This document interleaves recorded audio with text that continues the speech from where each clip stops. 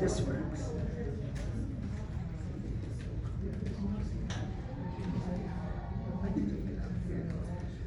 Good evening. Can you guys hear me? Hello? Hello. Good evening, and in the interest of starting on time, we'll get started. Excuse me, so I'm coughing. My name is Lisa Mayo, and I am the Government Outreach Communication Director for Mr. Shlomi Mieri, who owns this property. This is our second neighborhood meeting. We were together March 23rd of 2023 here on the project. Since that time, things have changed. There's been adjustments to the project, and Kevin, our architect, will come up and give you a full explanation of the project and what has changed. I wanted to let you guys know that I talked with Captain Brooks today, and they are going to have the fire report to us from the fire department within the next couple days. They're working on that report, and as soon as we get that report, we will share it with the public, with the media, to find out tragically what happened to the Newtown Tavern Casino, which I know meant a lot to this community and a lot to everybody that has been familiar with the historic West Side and all the history there. Tonight in this, we want to really listen to what you guys have to say. Can I just show of hands how many people are from the 89106 zip code? Great, great. Because you are the community that is closest to this project, who we really do want to get your feedback and your input on this. One of the things I want to say is that this project is really about economic development on the West Side. It's about bringing jobs to the West Side. It's about building an entertainment opportunity in this neighborhood. Now that the Newtown Tavern has burned, and I was out there the night of the fire, and it was just really gut-wrenching to watch this happen. But once that is taken down, then once again we have just open space, and all this open space on the West Side. And what we need in this community, I believe, is private investment and creation of jobs. A jobs report just came out yesterday by Dieter, and talking that job growth in 2022 was 4,000 jobs, 0.4%. Nevada still is a little bit high in unemployment, 5.4%. The rest of the country is at about 3.2%. But the West Side has a much higher unemployment rate. And this project is part of, the economic impact that we need to start creating jobs and creating economic growth in this community. So tonight, I really would like us to have a really productive neighborhood meeting. We have till 7:30. If everyone, can raise their hand, we'll call on you, stand and ask your questions. I want everybody not to speak over each other. Let's be respectful of everybody's ideas in here, because your ideas are very important to us. And we also want you to fully understand what this project is, and the fact that Mr. Mieri really has a passion to build something on and build this project on this piece of property. So if everybody can just talk one at a time, we'll call on you, and we'll try to get through everybody that wants to speak in the time period we have. Kevin's introduction will take about 15 minutes, so we're really allotting as much time as possible for you to have an opportunity to voice your opinions and communicate. With that, I'll introduce Kevin Kessel, who is our architect, and he will give you an explanation of where we are now. Things have changed, we have a new application, some of the things that have changed on the project. Thank you.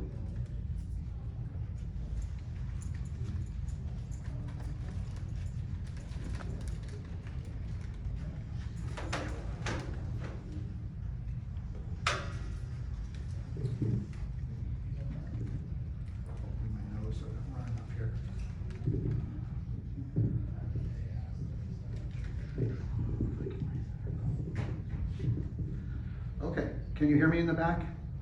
Yes. Yes? Okay. All right, thanks Lisa. Thank everybody for coming and showing and interest in this particular property, and thank you for your patience and you're willing to participate in your community. Just like Lisa, I was shocked and saddened to hear the news of the fire last Friday. Quite devastating news. Very sad to see that. Very sad to see the news photos on TV and see the building burn down. Very tragic. Been involved in this project for many years and got kind of close to this project.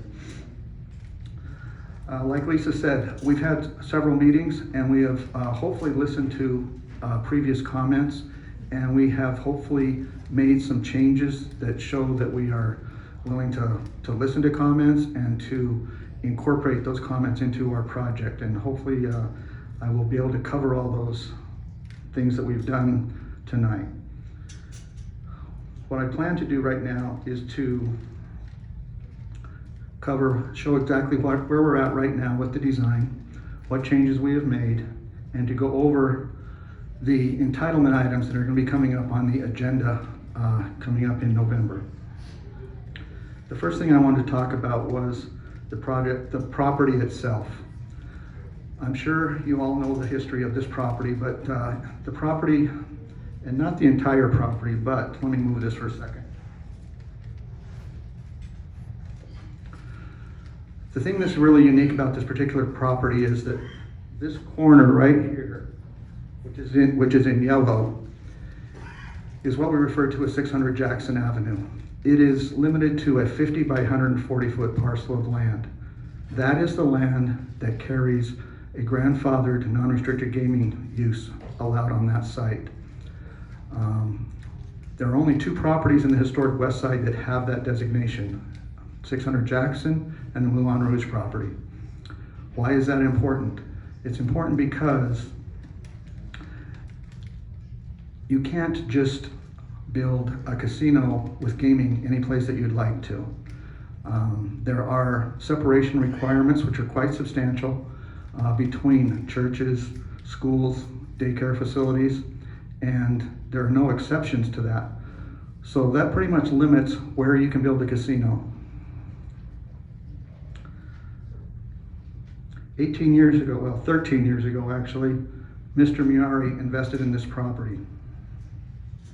At that time, the property was zoned C2, which allowed any commercial use on the property, and at that time did not have height restrictions. In addition to that, this particular property at 600 Jackson Avenue had 0 setback requirements on all sides, and it also had no on-site parking requirements. So you might recall back in the day, there was no paved parking lot. There was a gravel parking lot that was adjacent to the property, but there were really no parking requirements. A year and a half ago, Mr. Miari was able to acquire the remainder of the properties on the block, which is bounded by Jackson Avenue, Van Buren, F Street, and G Street.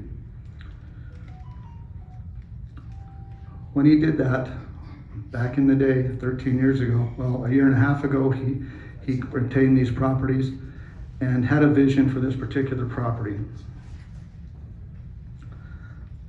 At that time, a year and a half ago, we began the design process for this project. At that time, we checked to see what the zoning requirements were currently and what we needed to do to design the project. At that time, we found out that the city had adopted the form-based code and had rezoned this particular property from C2 to T4MS and to T4N. Just so you know, the property facing Jackson Avenue, which is here along the bottom of this drawing, was the property that is zoned T4MS. T4MS in the form-based code allows the following: a diverse mix of buildings, mostly arcade, gallery, and shop front, and has a height restriction of 5 stories. The property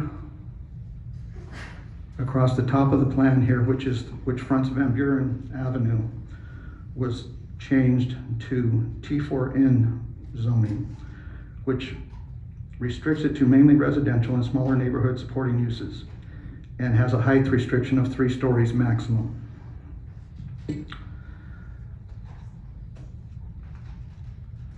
I understand that the city had no idea what the current owner would acquire the entire block and have a bigger vision for the development of this property.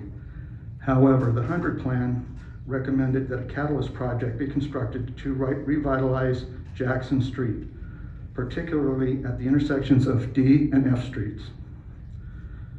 The 100 plan also recommended that a boutique hotel be constructed as part of the revitalization of the historic Westside. Since 600 Jackson Avenue has the non-restricted gaming use on it, it only makes sense that that is the proper site to construct a hotel. The 100 plan suggested 8 big moves.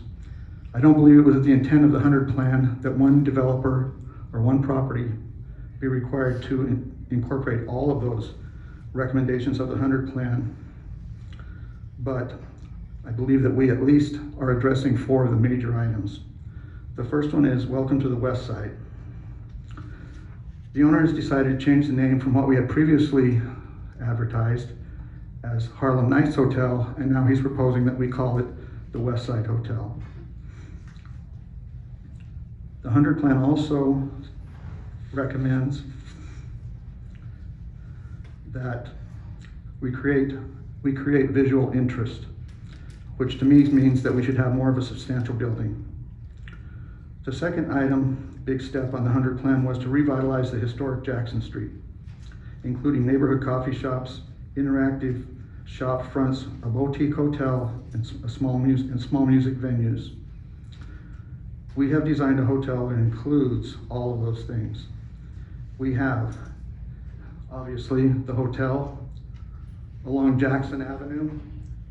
We have, at the ground level, we have a restaurant with street side, sidewalk seating, outdoor seating area. Again, on the exact corner of Jackson and F Street, that 50 by 140 foot parcel is where we have to have the gaming area. That is by state law and that is by city law. So we can't move that footprint at all. In addition to that, we're also proposing a coffee shop, a walk-up coffee shop along F Street, and the properties along facing Van Buren Avenue is where we have the parking garage.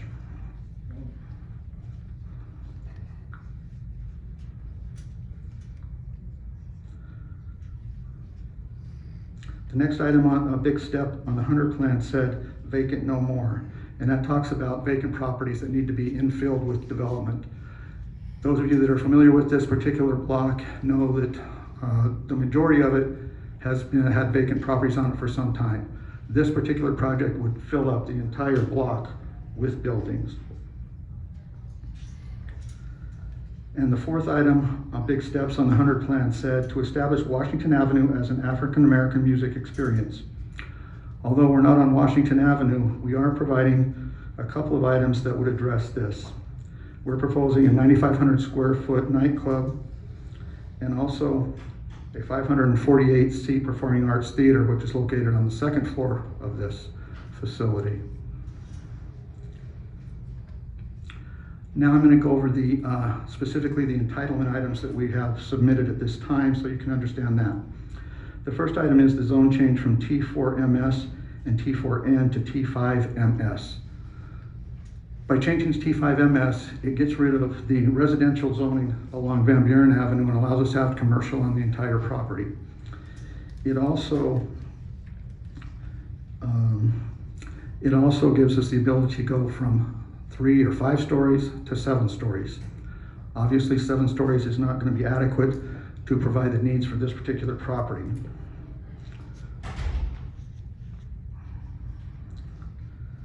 As part of the construction of a hotel,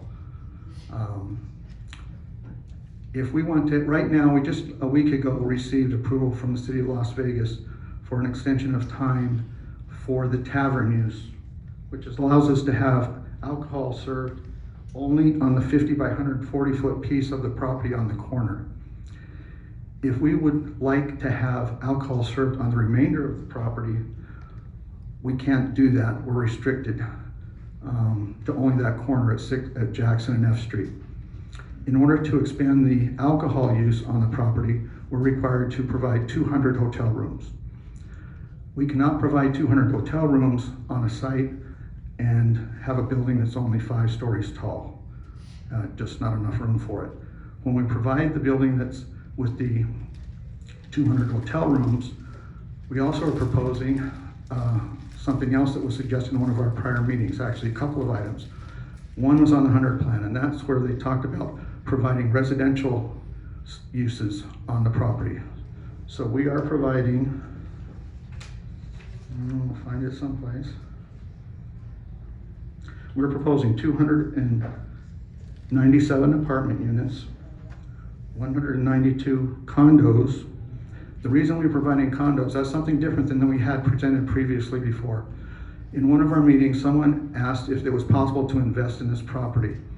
We said we could not at that time because we only had apartments and you can't buy an apartment.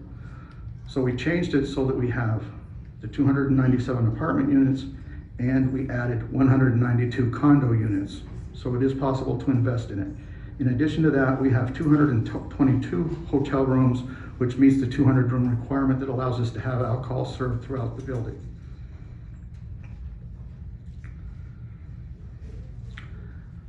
The second item on the entitlement application has to do with a special use permit for gaming.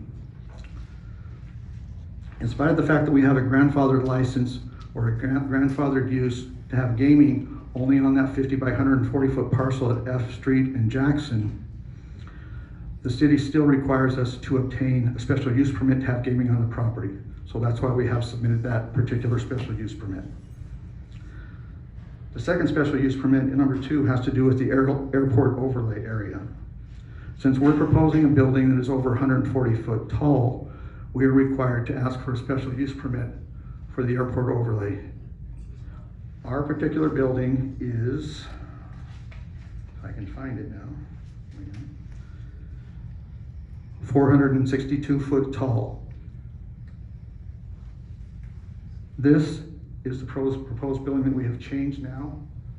The taller building to the left of that is the 60-story building that we had previously presented. So we have reduced the building from 60 to 34 stories.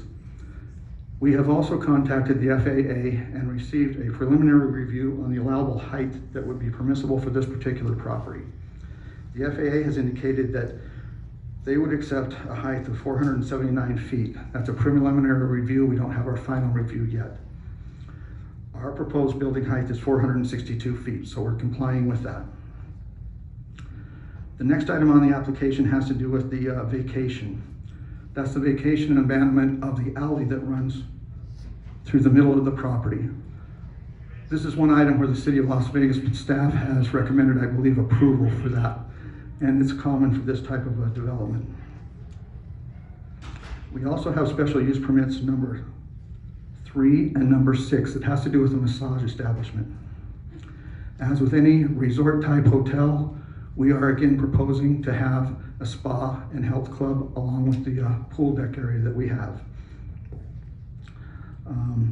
The 2 special use permits allows us to have a small area of the health spa as a massage area. And the second part of that special use permit would allow us to have massage facilities available 24 hours a day in lieu of just operating from 6 a.m. till 10 p.m.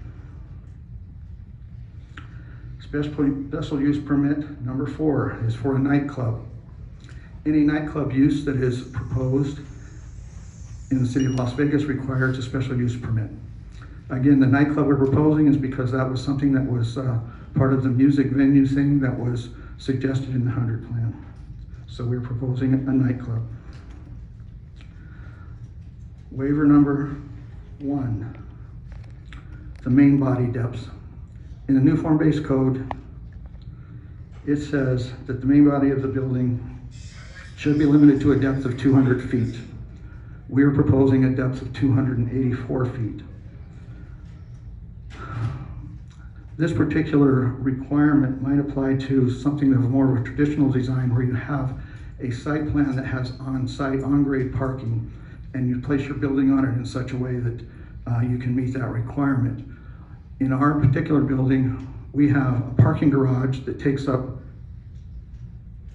half of the entire property, and then we have a T-shaped tower for our hotel, apartments, and condominiums. So we're requesting that variance from 200-foot depth to 284 feet. Next, we have waiver number 2, which is a requirement that requires us to have a 9-foot floor to ceiling height where 13 feet is required.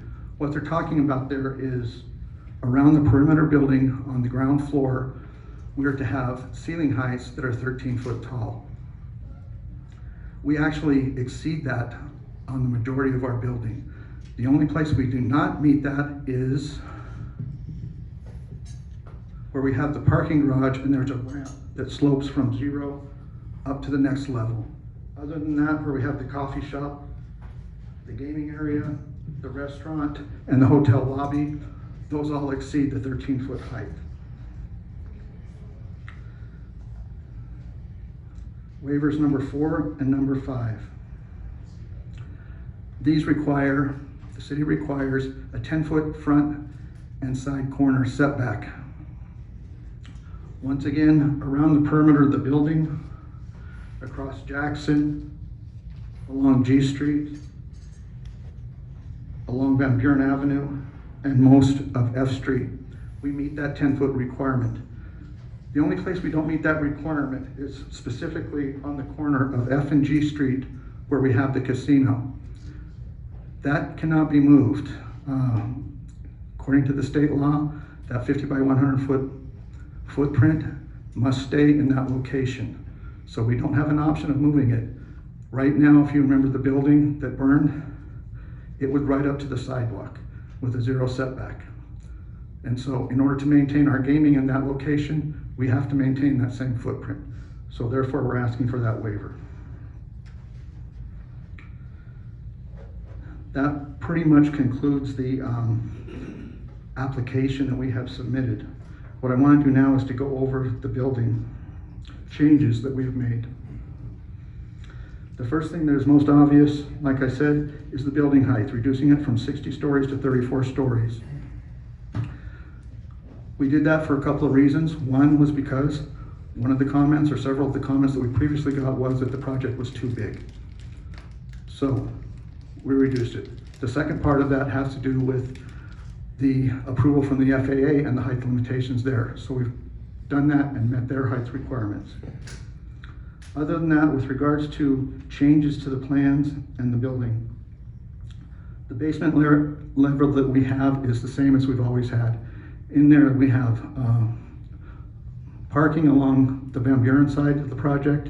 We have a service area. We have all the services for employees, employee cafeteria, changing rooms, laundry facilities, that type of stuff.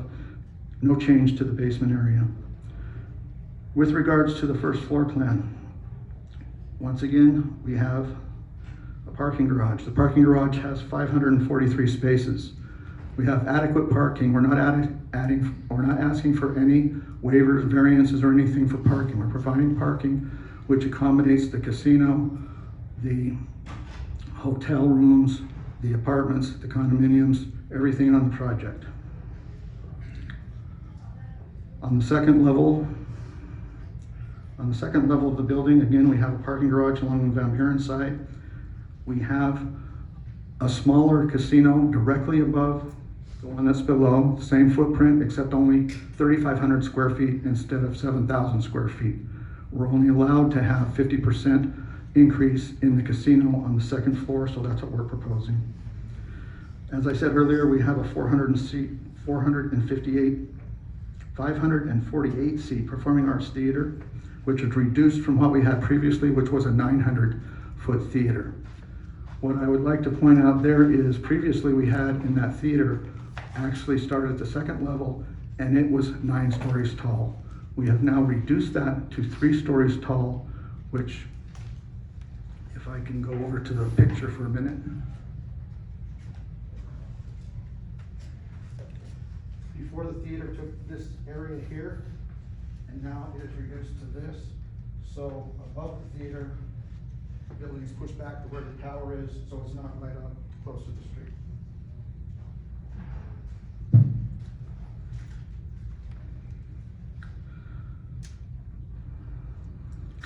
We also, on the second story, have a lounge area and we have retail space.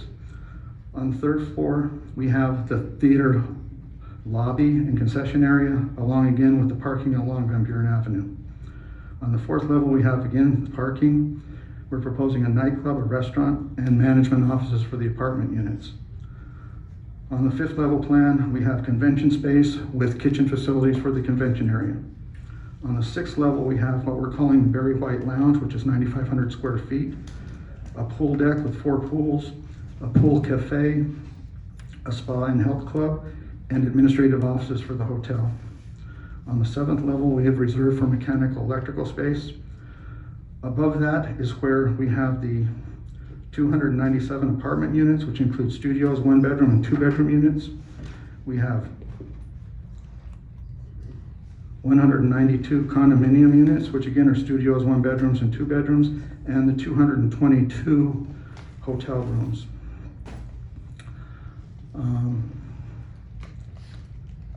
We believe that this project is a good project that will substantially contribute to the revitalization of not only Jackson Avenue, but also to the entire historic Westside.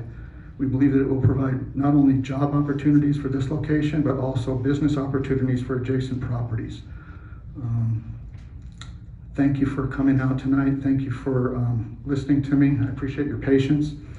And I think we'll be answering some questions here in a few minutes. I'm going to turn the time back to Lisa. She's in control here, not me. That's a scary here. Okay, so I want to do this in an orderly manner. First, I like people that actually live in 89106. That 108? About Ward 5 in general. Oh, Ward 5, but right, just initially, I'd like the first questions, Derek, just to come from the neighbors close in, and you'll definitely get your chance, I promise.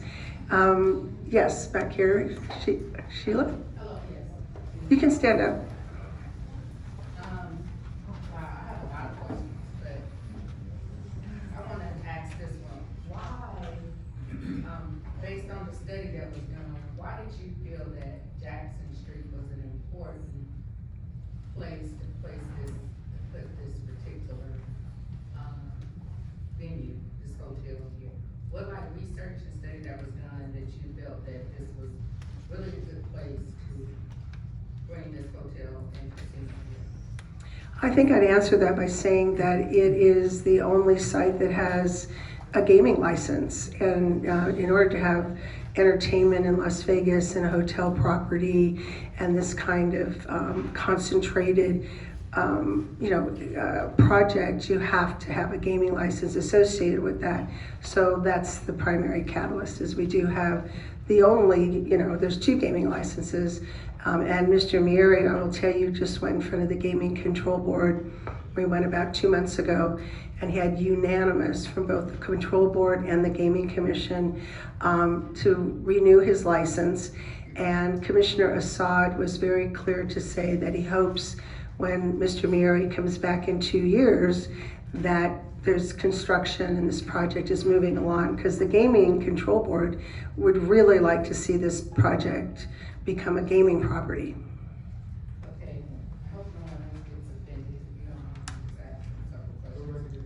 So I have another question. So I was listening to, all the amenities and different things that come with this, and there was like a spa and all of that, and I was like, wow, that's amazing. But my concern is, again, with the spa, that's gonna change the demographics of people coming into the community. Because I'm a person, I do spas, and I know that when I go get my spa, there's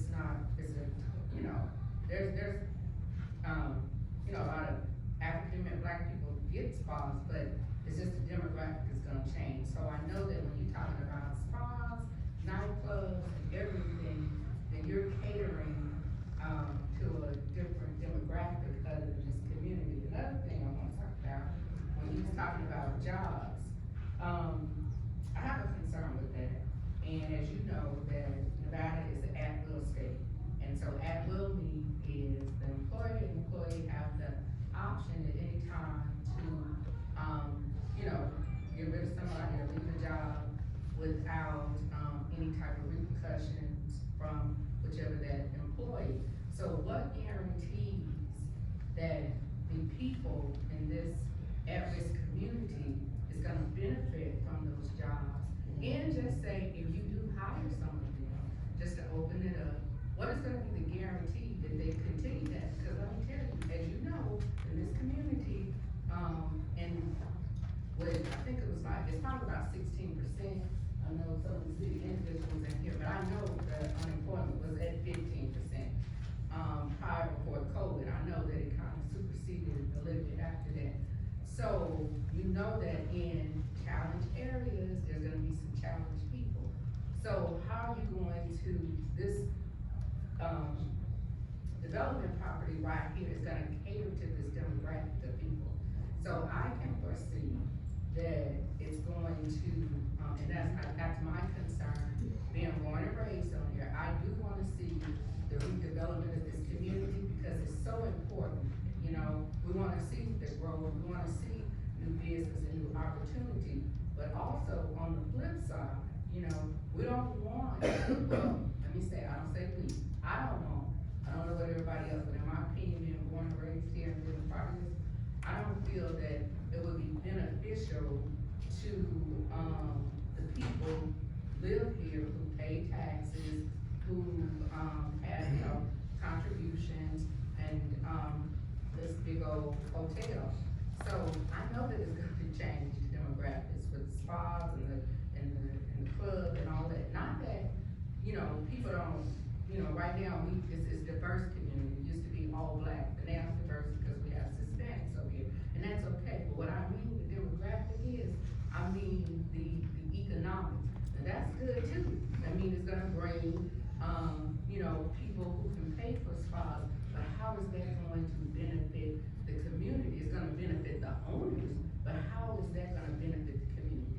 So those are the questions and concerns that I have. Also, the last time we were in here, you were talking about, the community benefit agreement. I don't know if you guys had a chance to talk about that, but if there's a benefit agreement that's put in place, I wanna know, would that benefit community agreement be legally enforceable?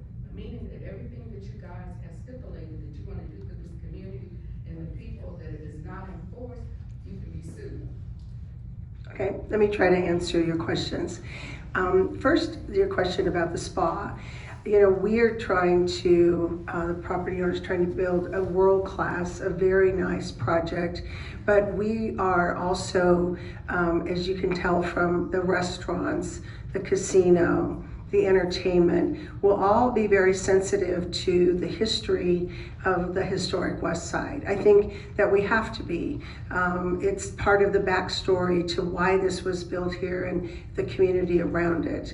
So, and I'm going to flip a little bit here to the community benefit plan. You know, when I did the World Market Center, we did a community benefit plan, a hiring plan, you know, way for the, you know, mostly it was employment and hiring plan. Normally, with your entitlement, and Alex is here from planning, can maybe confirm this, but they usually will require us to put together a community benefit plan. The Raiders put one together, you know, the folks come and we're required to do that. And I think that it makes sense for us to want to create jobs and employment within the area around this casino. There's groups that we can partner with, whether it's the workforce development, whether it's Nevada Partners. We all know there's a need for us to have kids across in this community and across the community to have jobs that they can train for and come into, whether it's culinary or whether it's in the hospitality industry. And so that's going to be part of what we want to do. The naming of this Westside, and that is so that we can make this a reflection of this community. We added a convention facility in here for one reason, and the reason is there are over 469 Black conventions and church conventions across the country. This should be a place that those conventions, the church conventions, the Nevada, the National, Black College conventions could come to this property and be immersed in the culture that is the culture of this community. I mean, that's always been the intent. Certainly, as we move forward, we want to have public input. We want to organize, advisory groups to come in, but that's the plan. And the plan is to create jobs that will benefit the community overall and be a destination. Look, we can't deny this is a destination. We're 1.4 miles from downtown in Circa, and whether everybody realizes it or not, but once Fountain Blue opens, we get to add 4,000 hotel rooms, but we still don't have enough hotel rooms. So even when this property is built, there are an ample demand for rooms, and we see us being able to capture a certain part of the market. Sheila, did that answer your questions? Yeah. Okay, thank you. I have a question on Mary Gibson. 106, now 106 resident. Okay, yes, sir. And I live just up the street from this property. Uh-huh. And the points that Sheila was bringing out about a spa changing the complexity of what's gonna happen here, I think a bigger thing is who's gonna be able to afford those condos and those apartments? What's the rate of, the rents that will be? Now, you're gonna have Section 8 up in there, or what are you going to have up in those apartments? And who's gonna be able to afford the condos on the top? Well, one of the things is we are required to have a certain percentage of affordable housing, and we want to have a certain percentage of affordable housing in our. Do you have a mic that you can pass the mic Oh, around? let me see I think maybe this.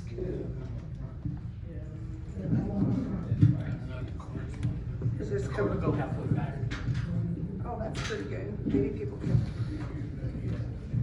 Thank you, Mr. Collins. Okay, so his question was, what is the affordability of the condos and of the apartments? Certainly, we need to price the condos and the apartments. We have to have some affordable housing. But at the same time, you want your property values to go up in your community. So if people that come in and buy a condo in this neighborhood and whatever that price point is, that becomes a comparable market value for your properties. If it's 100, 200,000 or whatever it is, and that only helps to raise the values of everything else around it. And we have to think of this in terms of economic advancement and economic development. If we want to build you have to realize on the historic West Side in Ward 5, the average household income is $25,000 less than what the state is.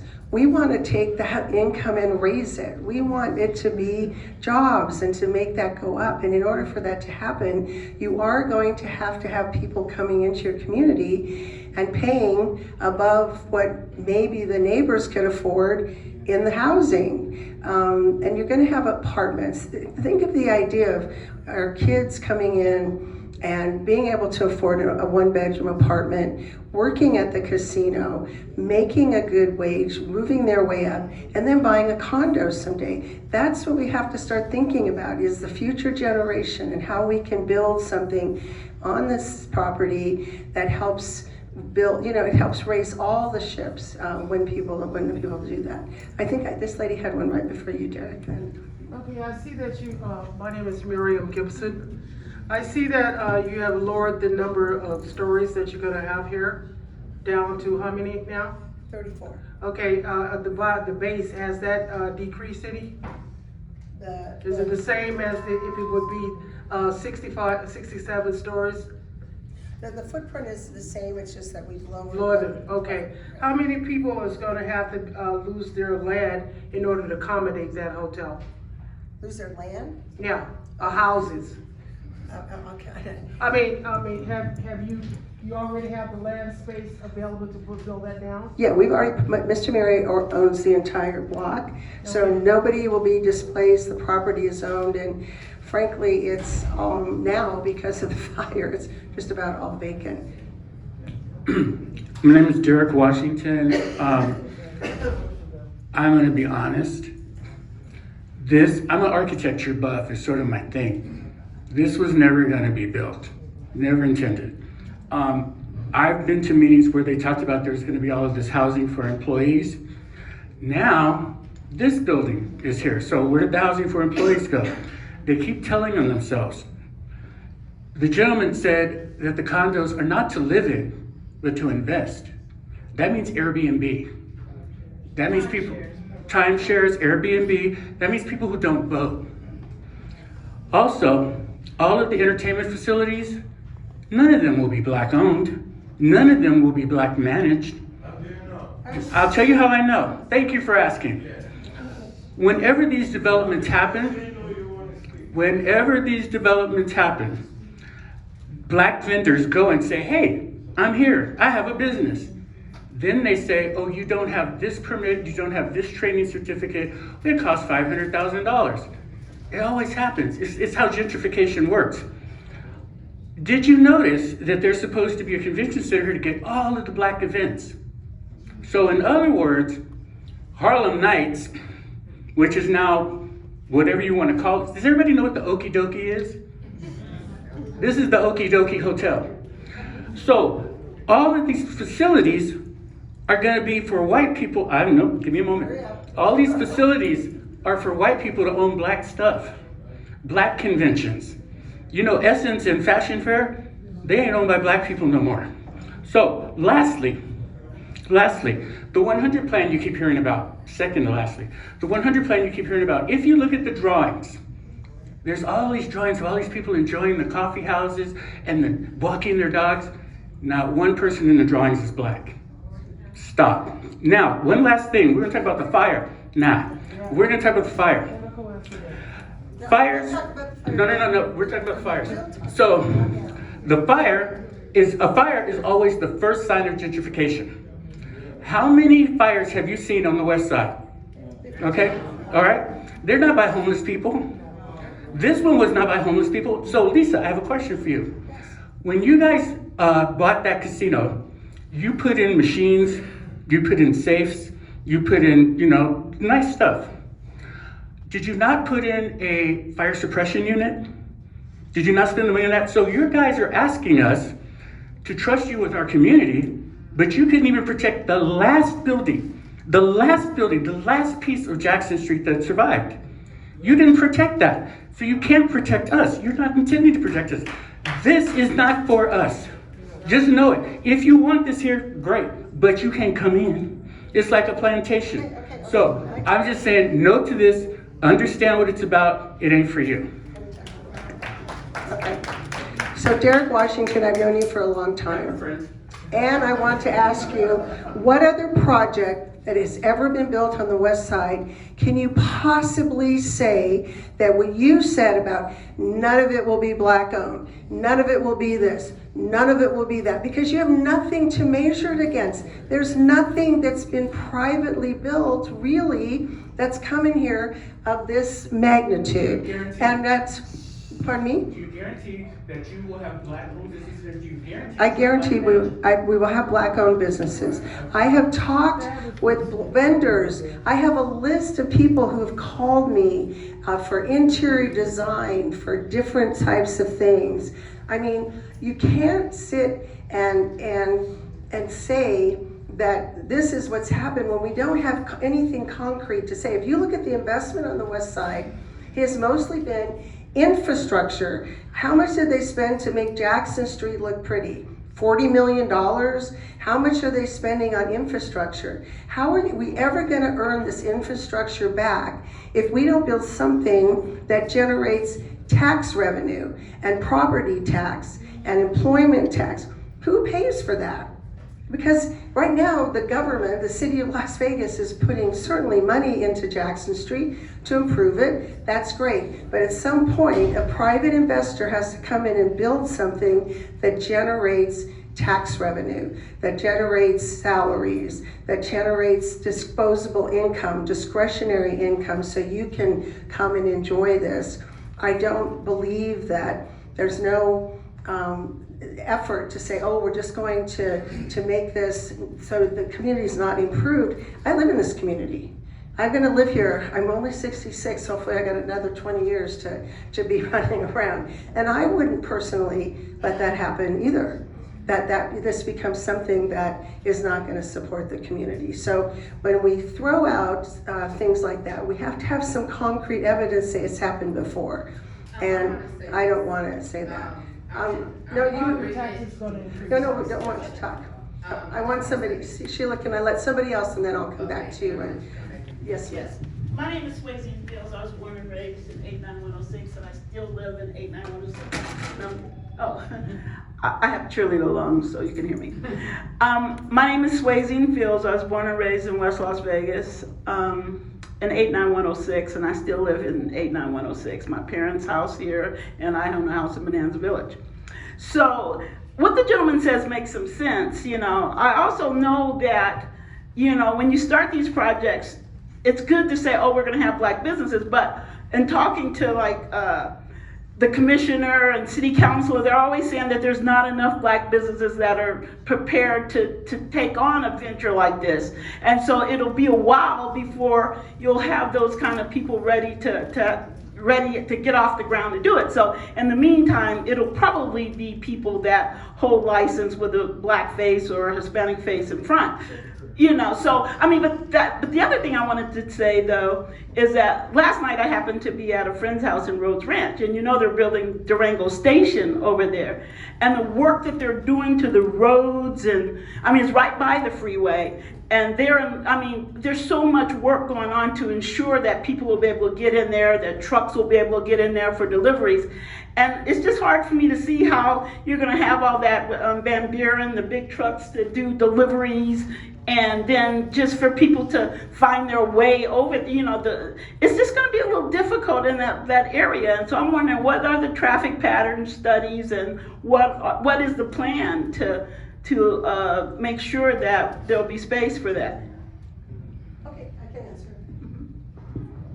I appreciate what you're saying, but I think this project is going to take a couple years, 3 years to build. So why can't in this community we start getting people ready to come in and be owners, be black business owners? Why can't we have people come in? I know we have restaurant owners in this community. We have people that own barber shops. We have people that own, I've been contacted by architects. I've been contacted. Mr. Abrams, please, we were all going to be respectful, and you need to be respectful this moment. That we have business owners. I've been contacted by them. So we have an opportunity to get people in the community ready to be part of this project. Young people coming up through and graduating and so forth. I think if we have to think positive, I've been coming to neighborhood meetings in this community for a long time, and I really would love to see to shift towards a little bit more positive thinking that, you know, we can do this. This is an opportunity in the community. To answer your question about Durango Station, because I was involved in that years ago when I first started to work with people in the community to make sure what was built there was what they wanted. And Durango Station did everything. One of the reasons they have all that infrastructure is not for delivery, it's they have 345,000 people that live within just a small area of that. And a lot of that traffic is to handle all that traffic that comes down Durango, feeds onto the freeway, traffic because now they're commingling with traffic off the freeway. So the traffic, we will have to do a traffic study. It is required by our application to do that and to look at the ingress and egress and how we best manage traffic flow around that community. So that will absolutely be addressed. Mr. McCurdy? Number one. Do you want to come back? Can you? Number one, I would like to say I'm not here to represent my son, William McCurdy II, who's the county commissioner. I'm not here to represent myself as the park commissioner for the city of Las Vegas. So I'm going to share that disclaimer before I make my statements. I would like to say this. I am for economic development in West Las Vegas, period. On Jackson Street back in the 60s, 50s and 60s, I remember we had the Cove Hotel. I remember we had a lot of major things on Jackson Hotel, the Morocco, all of the hotels and Newtown Tavern, everything we had in that particular time and era in this community. I am for economic development. I am definitely for economic development. But I like to say this, Lisa, I like you and I like Mr. Shummy. I like him interested in doing something in this community. I agree with everybody in here that black people need to have a piece of the pie and a piece of the action. I strongly believe in that. And I strongly believe if you want to do anything in this community, you're gonna have to get some people involved in this project from the ground up to do what you want to do. Because we do not want just to be consumers, but we want to be owners. So I think that you should regroup. And number two, I personally don't think that F Street can support the amount of traffic that's going to come down, or none of the streets, residential streets, can support that. I honestly, in my heart, I've been thinking about this because I know I mentioned something when I heard about the street when Marriott and those people are building a 32-story facility on F Street down there. But that is a commercial district. That's not a residential district. So since this is a residential district where we're talking about putting 34 stories, I think that's a little extravagant for this particular piece of land. I thoroughly think that Shami should maybe to look to buy more land and buy the partials that the city owns on 8th Street and that particular where they got the library, I mean not the library, but Walker's Museum, and maybe she can be part of that that program too. But that piece of land is not strong enough to hold this project.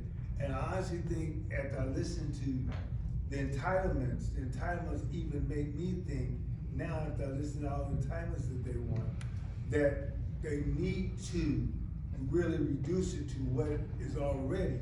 Because I think that if you bought that other piece of land, you can put the condominiums in, you can put the other pieces to the puzzle there on the land, and he still can afford to pay for his casino. Because I do understand that they cannot do nothing with the 600 Jackson Street, not unless they put a casino there. And I do know they need entitlement to expand. I do understand all of the things that you're talking about, because I happen to serve on a lot of those boards and things in the past. But I agree with the community. The community want a buy-in. They want to be at the table. They want people to be trained, and they want people to be owners of this project. And I think that's all everybody's trying to say.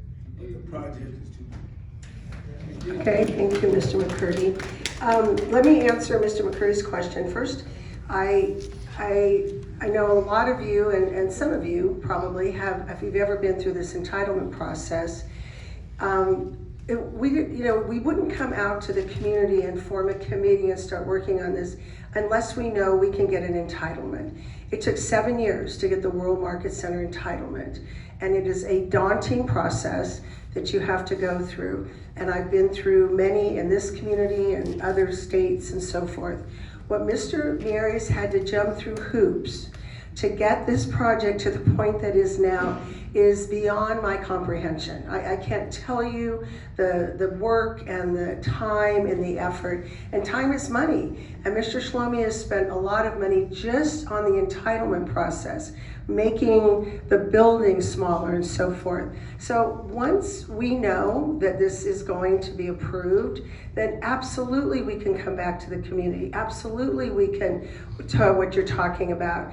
Absolutely we can do that. It doesn't make sense for Mr. Shlomi to buy additional pieces of property if he can't get approval on the property that he currently owns, that he's invested, millions of dollars in. So it's a timely process. It's a daunting process and we're not through it yet. Remember, this is our neighborhood meeting. We have to go to the planning commission and then we have to go to city council for the entitlement. So Mr. McCurdy, there's so many people in this room that I see that I would say, I would love to have you on these committees and being part of this process. But we're just a little bit before putting the cart before the horse, because we need to get, we need to get approval and get this moving along. So, and I appreciate what you're saying. And hopefully when this project goes, then people will come in and start to invest in additional properties. Katie, you had a question. Sorry, Lisa, I'd like to answer to Mr. McCurdy. Bill, I know you and I would like to answer your question. So far, I'm here 13 years and Can you identify yourself, everybody? yes, I know who you my are. name is Shlomo Meiri. I'm the owner of the property. I'd like to answer you as well, but so far I only invested money and all what I hear is how I get benefit personally and how I get benefit personally. I cannot spend any more money unless something goes on. So far, I don't know if you guys been around there. It's a desert. There is no building. Somebody need to first invest. I was the one willing to first invest. Why would I put more money into the sea if I don't see your reaction with me? You wouldn't do it if you were in my shoes.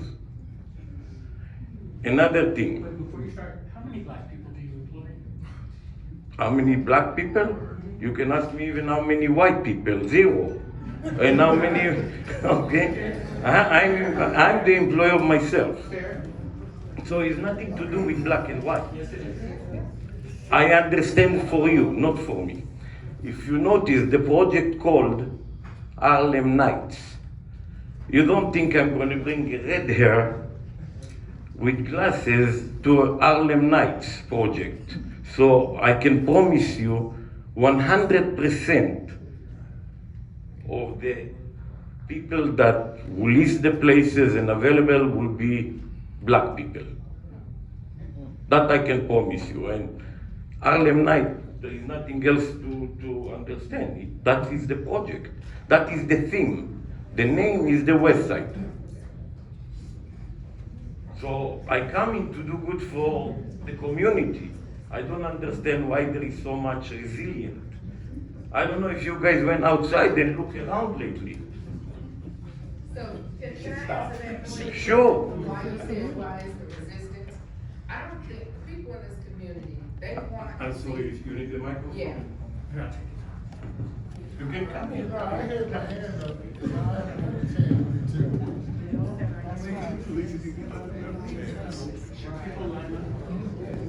People can line up. I want to say this, Yeah. and the reason why I want to say this because being I don't know if the people that want to speak been born and raised in this community and set on the 100 plan like 15 times. So to you, I've seen, as I stated, I've seen the 100 plan. I probably be exaggerating a little bit, but I know about 10 times. The plans keep changing, the plans keep changing. My plan? No, listen, this is why, I'm gonna explain to you why you see the, yeah. Because with the city, there have been meetings and meetings and meetings and meetings and meetings of different things that was gonna take place in this community, okay? And the city has, and other representatives and some of the leadership in the community has undermined that process. And nothing never really prevailed. And every time that they say it, again, as I stated, there's 10 times I saw the 100 plans. 2 years ago, I saw them again, I think, well, before COVID, and I saw totally different plans.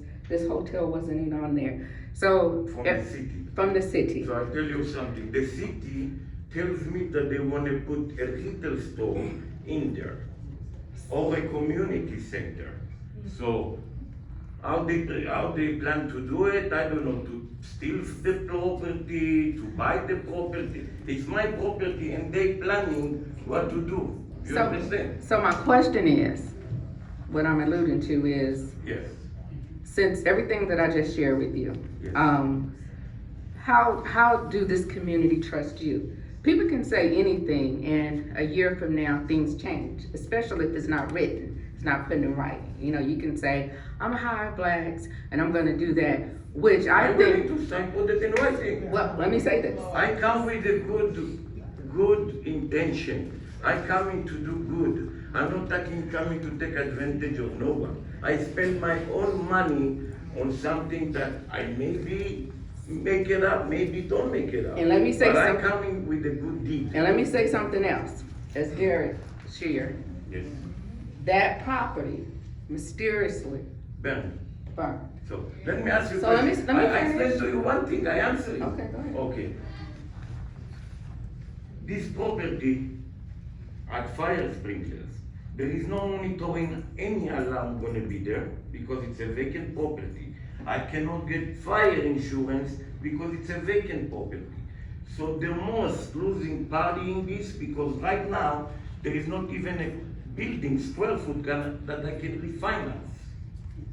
You So- understand? So I lost a building. I've been in that property, Yes. okay? I went in, I did a walkthrough, Yeah, and everything in there was the state of the art. I did it. Okay, you even had security, what was infrared.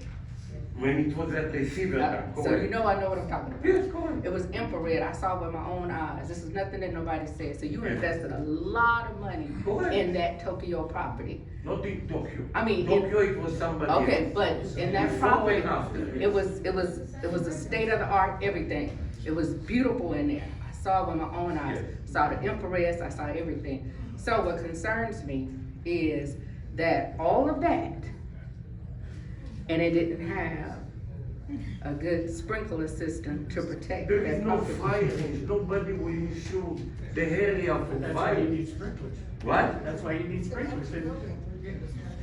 There is, Let's move on from the building and the fire. what do I get if I get, if the building burns? I'm the only one losing. I don't- Okay, Mr. McCurdy had the right idea. If you're gonna come in this community and disrupt the community, as well as inconvenience the people who live in this community, the community ought to have an equity interest in that property.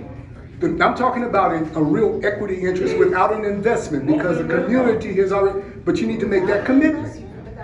Without an investment. The community should have an equity interest because they're the people who are gonna be inconvenienced by this project. Everybody's seen what's happening with Formula One on the strip. It's a disaster.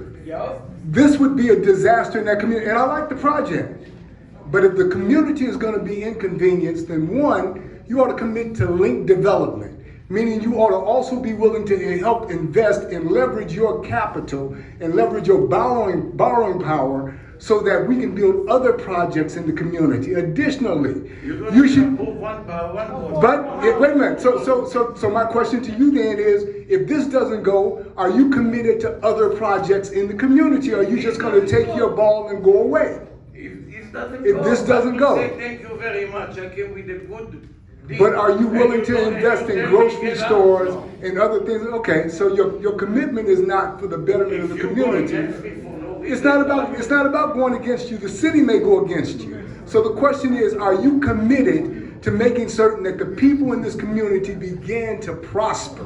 Yes. That's what's important. Yes. Okay, so if you're interested in that, Yes. then you ought to be willing to commit to help develop a mixed income community.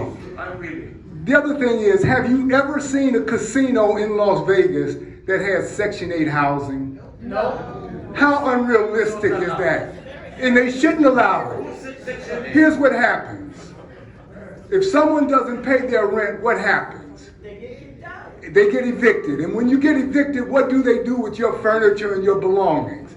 They put them right there on the street. Can you imagine what it would be like if people got evicted and then people are trying to come to the casino and they're having to crawl over and stuff? So that's unrealistic.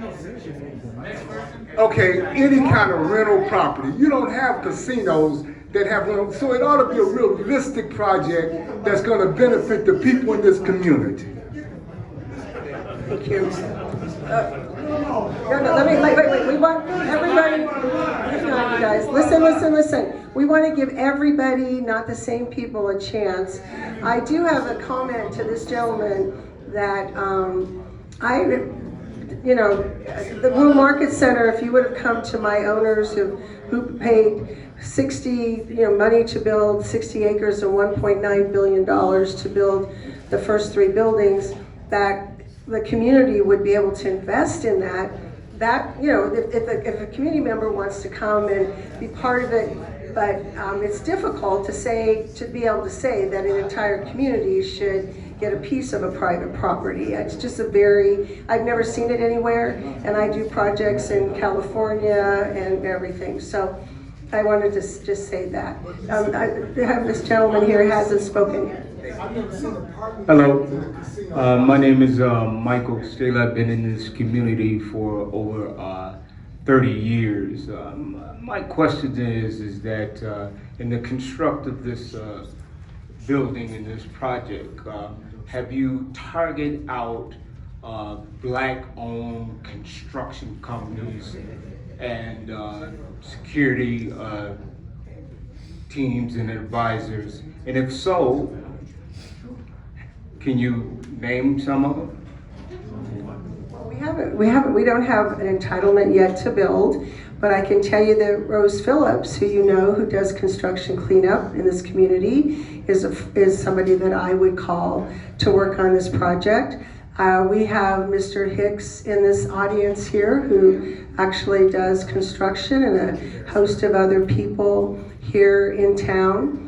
And so I can't say right now, we would have to put things out for a bid. We'd have to bring people in, and you have to make sure that you have licensing. I know that Derek brought up, you don't have licensing, but everybody that wants to be in business, you have to have some sort of licensing or something that would, and maybe we work with you with that. But until we get the entitlement, until we go through all these hoops, we are not in a position yet to say who's on our vendor list. But certainly we would reach out and open it up to the community. So that would be something that we would do. Mr. Hicks, you had a question?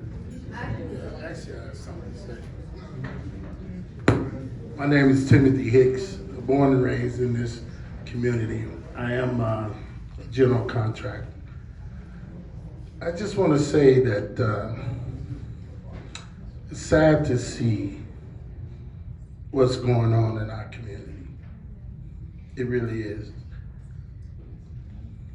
'Cause over the years, we put people in office that had no understanding of development. No understanding of development.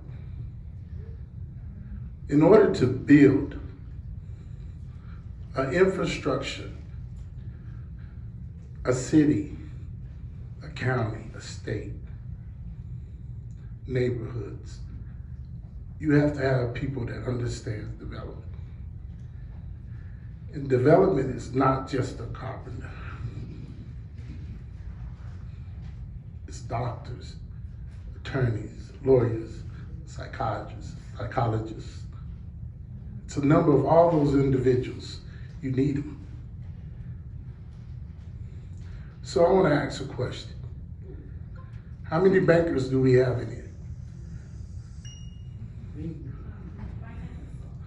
How many finance mortgage companies do we have in here? How many CDC?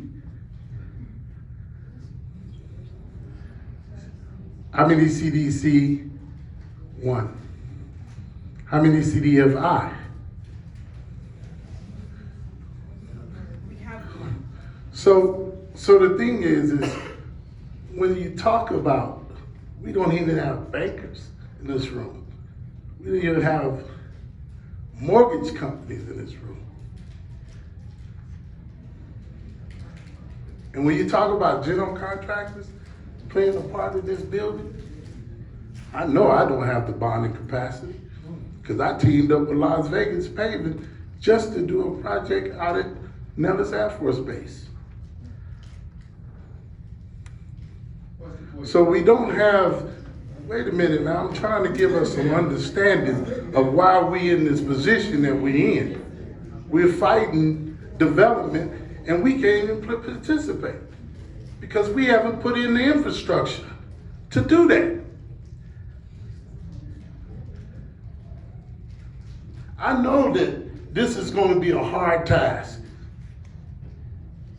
I know it's going to be a hard task because it's going to take more than just this on Jackson Street to bring in tourists.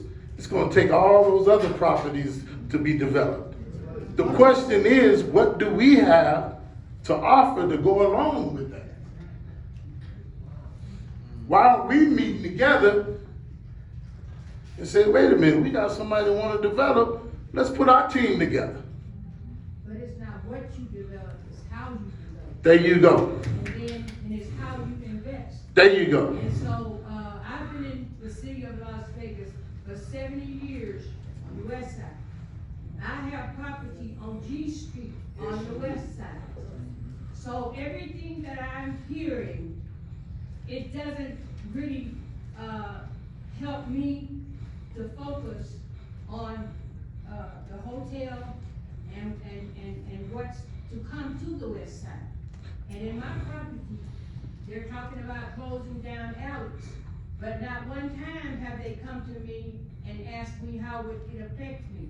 Not one time have I been asked about the property that I have on G Street. And it's not just this gentleman, but it's the city of Las Vegas that's the biggest problem. And we don't deal with the problem, and we look at everything else. But my property is gonna be a legacy for my great grandkids. And it's not going anywhere. And the thing that is that when you look at Jackson, they put in all this beautiful street. Did they put it there for us? No. They put it there for the hotel.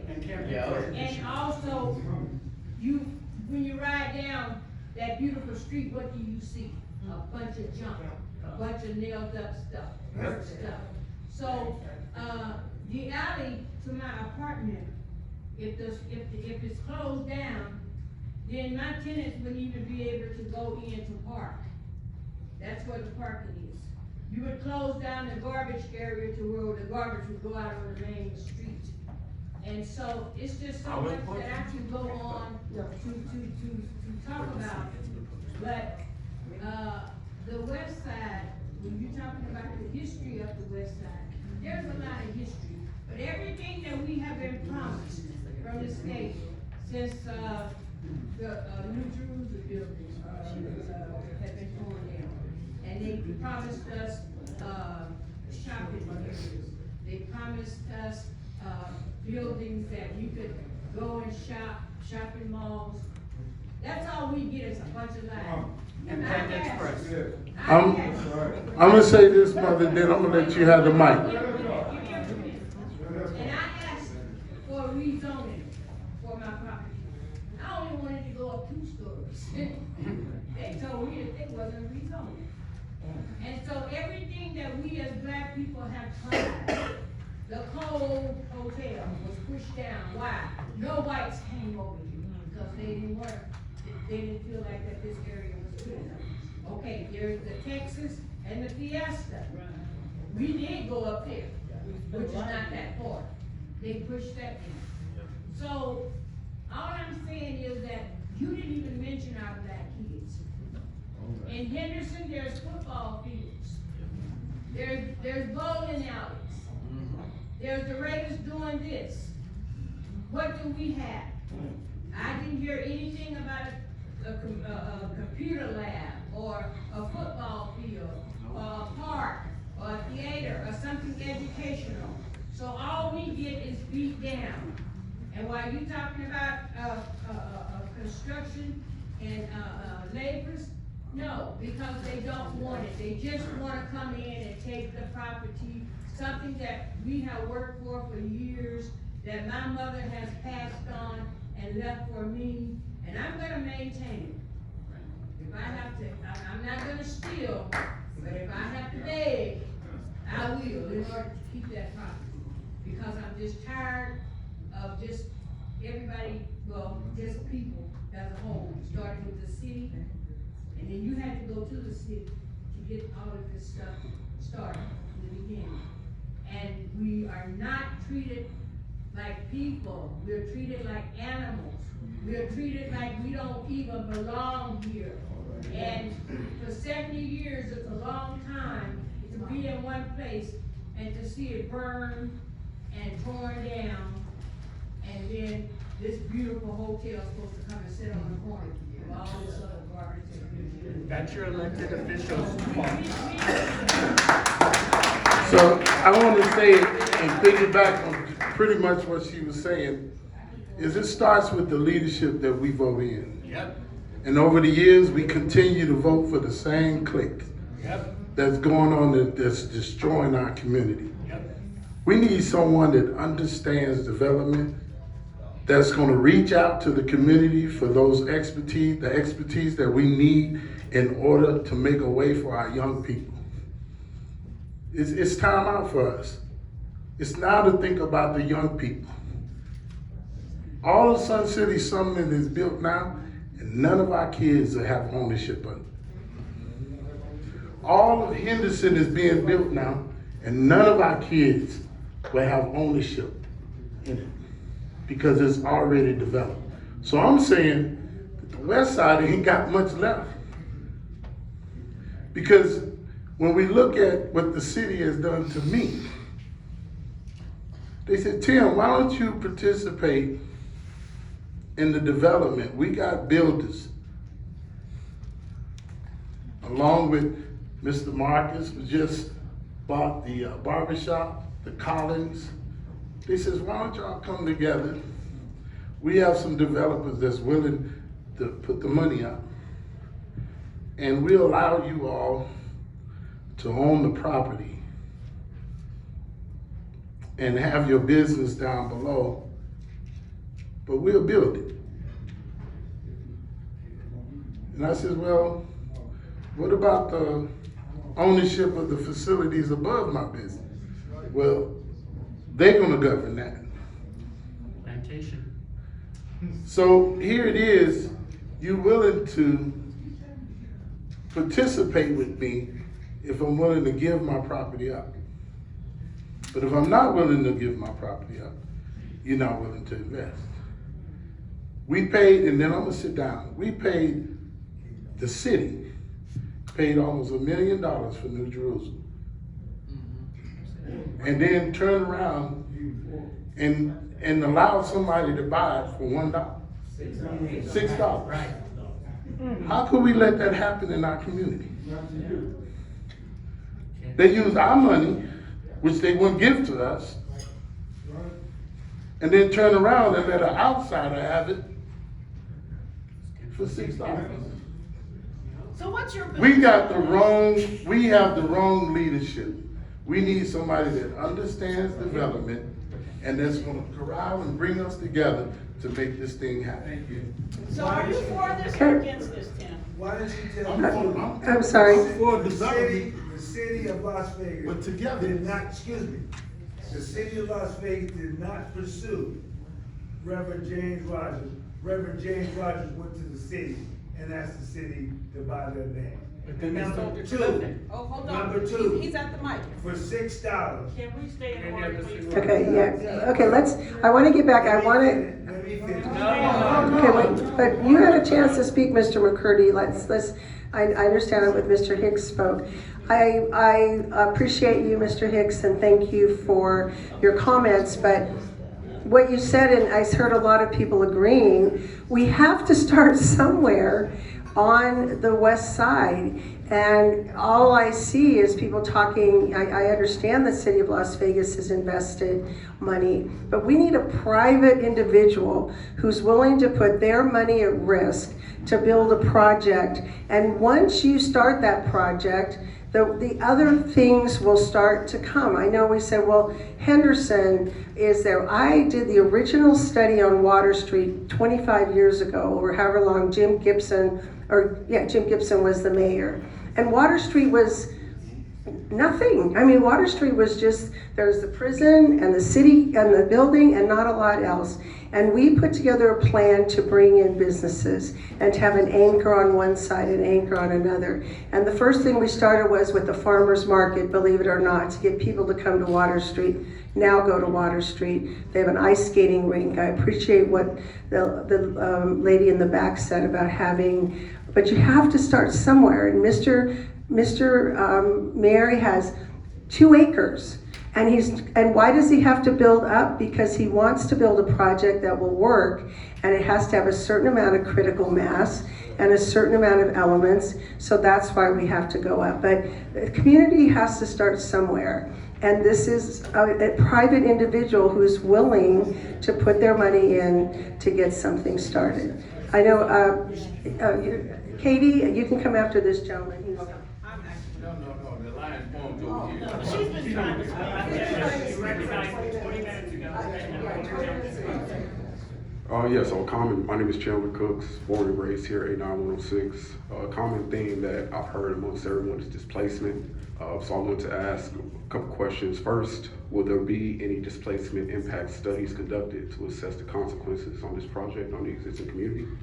If not, what partnerships or agreements will you establish with local community organizations, businesses, and advocacy groups to address those concerns? Just because some of these questions that I have, because they were asked consecutively, we didn't really get an answer, so could I ask them individually and you answer, if that's fine? I wanted to, so you're talking about displacement, and displacement right now on this property, it's empty. There's nothing on it, and so when you talk about, there won't be any displacement necessarily from occupants that live on this property. So there isn't a matter, we're not tearing down an apartment building that people are living in order to build something. Our structure was a casino that was empty, that has been empty. So I don't quite understand about displacement, but we can certainly talk about that.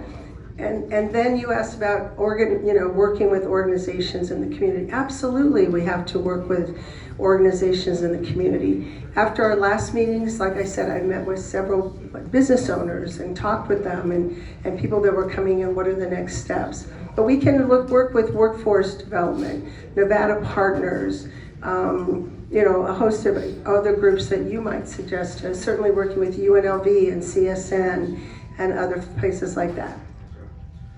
Now, correct me if I'm wrong, there's 297 apartment units? Is that 297? Yeah. I think so. Okay, so how will this project specifically address the affordable housing needs? Exactly how many number of units will be available for affordable housing? I think, it would be a supply and market decision. I know in California, I'm doing some projects, you have to have a 15% affordable housing threshold that you have to meet. But it would make no sense for us to price our apartments completely out of the market for the people that are living closest, that we want to work at the property. Ideally, a live, work, play environment would be ideal here, where you can rent an apartment and you can work on the property and you can be part of that and get promoted and move up. I mean, that to me would be the ideal situation. Well, we do have about 5,000 people moving here every month, so I absolutely believe if you had high rent prices, someone would be able to afford it. What is your plan for ensuring the negative impacts, such as increased traffic and noise, are either mitigated or compensated for the benefit of the local residents? We would have to do a traffic study, and much like Durango Station had to do, they did a traffic study, and they are adjacent to Rhodes Ranch, the development. So they configured the property and the way and this property is configured much the way theirs was, with the parking on the backside, if you see where the parking garage is. But we would do noise studies. Those are something you can do. We can also look at lighting, making sure that the lighting is on the property. There's a lot of things that we can do to the concerns of the community to mitigate those. All right, last two questions. What contributions or financial support will you allocate, or do you plan to allocate at all to local schools or education? I guess you'd probably have to ask Mr. Mieri, but I've known him for a while and he is a very generous person. I think that we would have to participate in the community by working with the youth groups, working with the churches, and working with the community every way that we possibly can. And we would have a community benefits plan. I don't know if you're familiar with Dr. Sandra Crossgrove. She's great. She would be the first person I would bring in, along with who she thought, to work on our community benefits plan. She's an expert at it, she's great at it, and that would be something that we would do. Last question. I'm assuming that you're very familiar, you're very worked in this development business. So I want to ask if you could provide an example of a project you've done where you've successfully invested and improved the surrounding community. In this community, no. Or any project previously. In California, I did many projects here. Hotel in Koreatown for 114 rooms. A lot of residential and shopping centers. Hotel in, he asked me about project that I did myself, developed, so I did in Koreatown and Los Angeles hotel, 114 rooms. I did few shopping centers, big mansions in Beverly Hills, about 15 of them. Each one is about 40,000 square foot. I did many developments, and I didn't buy the property for $6.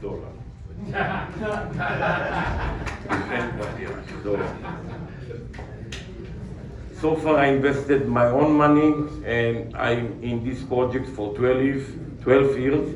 And again, I only come with a good deed for the community, and I invested already, so I'm in here. Hello. So my name is Tashika Lawson, and I'm going to preface this by telling you and everyone else here, because I think we're okay with that. I am not a part of this community. However, my family is a part of this community. I'm trying to move into a historic home that's over here. I'm really looking forward to that. So I'm going to ask some questions, and I'm going to bring in some of the things that my family says when we're talking about things. And I'll start with what my grandma says, and that is, the road to hell is paved with good intentions. I want for no, I'm just trying to say, like, when you're bringing in good intention, it does not, unless it's an agreement on paper, it does not actually mean anything. When we're talking about your property, when it comes to the millions of dollars that you're invested, I do agree with Sheila. A fire suppression system would have been something that would have been a no-brainer in a historic property. On top of the fact that you have the unique ability to leverage the Centennial Commission for the preservation of your property in actual dollars. So did you actually ask for something like that? Oh, the Centennial Commission. It is a commission organized under the city of Las Vegas, where our actual you guys have seen the Centennial license plates that were around here. The proceeds from that go towards actually preserving historic properties. And what was this building, a historic property? The minimum that you would be able to ask for is anywhere between $5,000. We actually asked them for $10,000 to raise it, so we can include things like a fire suppression system. That would be with, I'm not sure if that was with Diane Seabright, but if you're not in contact with her, that is one of those things when it comes to due diligence. We want to make sure that you have that commitment to us to actually do that. You mean they're giving me money? Yeah. Securing the property. I am an actual licensed security guard. So I know when it comes to securing a property, we have certain things that we're supposed to do when we're securing a property. So I'm gonna not talk about the fact that the place burned down first. I'm gonna talk about a couple of months ago when the sign on the top was actually kicked down. So if we know something like that happened, and this is 6 months afterwards, and we still weren't able to secure that property to the point where they can burn the building down, again, what level of commitment can we have from you that this is actually going to be something that we're not gonna have to worry about when that property has that many people and you're not even able to secure a property with nobody there. I can answer that. So in the last 2 months, a lot of homelesses were living in the building. One time I came there and it was about 20-something people. And I bought few time logs and welding and plywood, and we secured the building all around, that nobody can go in, only from the roof. And they broke the roof and went in. So if somebody wanna burn something or break something, even if you're gonna put 24 feet concrete wall, they still gonna break into it to burn it.